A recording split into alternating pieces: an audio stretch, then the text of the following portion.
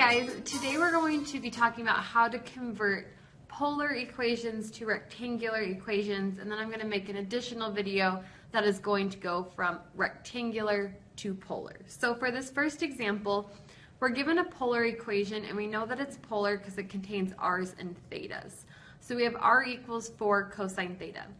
So we know we're in polar form to start. What our objective is to get rid of our r's and thetas and make an equation that only has x's and y's. And here are the formulas that are going to help us do this. In a previous video I wrote down these formulas, so I'd write them down or have them to reference as we go through this problem. So as I look at this problem, I have r equals, I have r equals 4 cosine theta. Here's how I process through this problem.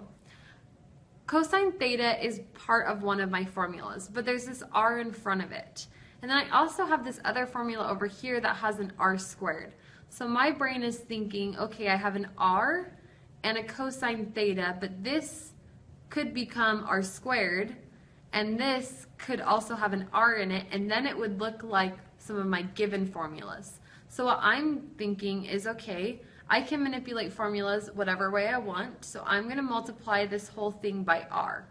So that's going to leave me with r squared equals 4, and since this has r cosine theta, I'm going to put my r right here. Because remember, multiplication can happen in either order, so I could put the r at the end, or I could put it in the middle, because everything is being multiplied, so I can move that r wherever I want. Now that I have this, r squared is x squared plus y squared, so that's perfect because at least on the left side I've eliminated my r's. And then on the right side I can eliminate my r's and thetas by plugging in x for r cosine theta, because that's what it says it is right here.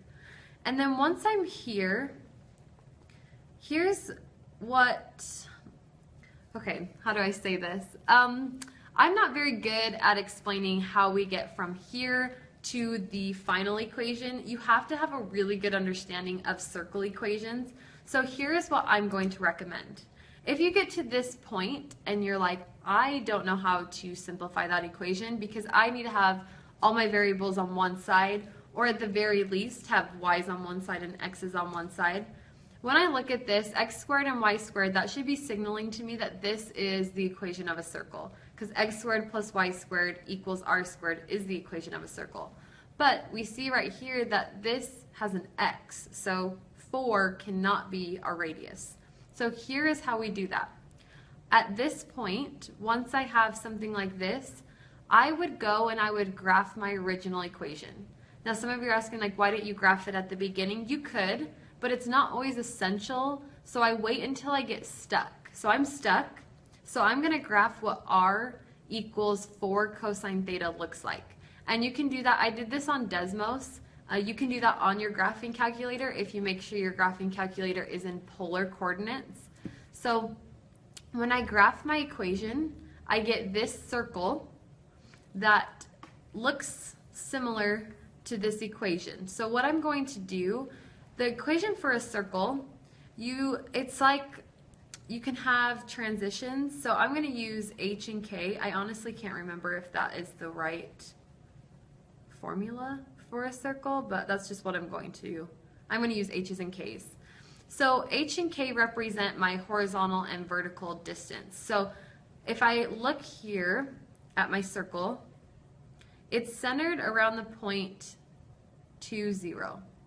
So that means that my circle has been shifted 2 units to the right. So I'm going to plug in, that means my h value is 2 because I've moved 2 units to the right. So it's x minus 2 squared. Well, my y value, my vertical distance, is 0. So that means my k would be 0. So that's just going to be y minus 0 squared, which is just y squared. And then my radius, I move 2 units each way. So my radius is going to be 2. So I'm going to plug in 2 and then square it because the formula says take r and square it. So it would be x minus 2 squared plus y squared equals 4. And that would be my equation. That's looking at it graphically. Now, if you wanted to know how to solve this algebraically, I'm going to show you so that you have it in case you don't have a graphing calculator or you can't figure out how to do it on the graphing calculator. So you have x squared plus y squared equals 4x. So we're going to subtract our 4x to the other side, and then we're left with 0. Well, that doesn't make any sense, because if it's the equation of a circle, we have to have some sort of radius. So I know that this over here, since my radius is 2, I know that this is going to end up being 4. So I'm going to add 4 to both sides.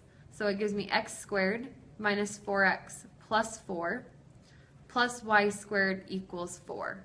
And the reason I do that is because this right here, this is completing the square.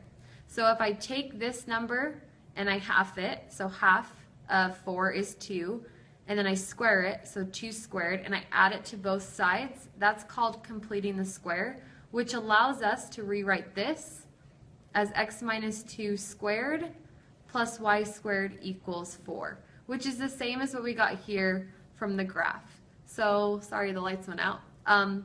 We can do it algebraically or we can do it graphically. I'm a visual person, so I would have to see this from the graph. I know how to do this because I've learned how to do it, but if it were me, I would graph it and get an idea of what it's going to look like, and then I would definitely memorize or know the equation of a circle, because you're going to come across that one a lot. So if you guys have any further questions, again, make sure to leave it in the comments. I can't help you if I don't know that you're confused, so let me know what you're confused on and how I can help you understand this better. Make sure to subscribe, and I hope you guys have a good day. Thank you guys so much for watching my videos. If you want to get better at math, subscribe to my videos here. If you want more information on math, click on my website link here.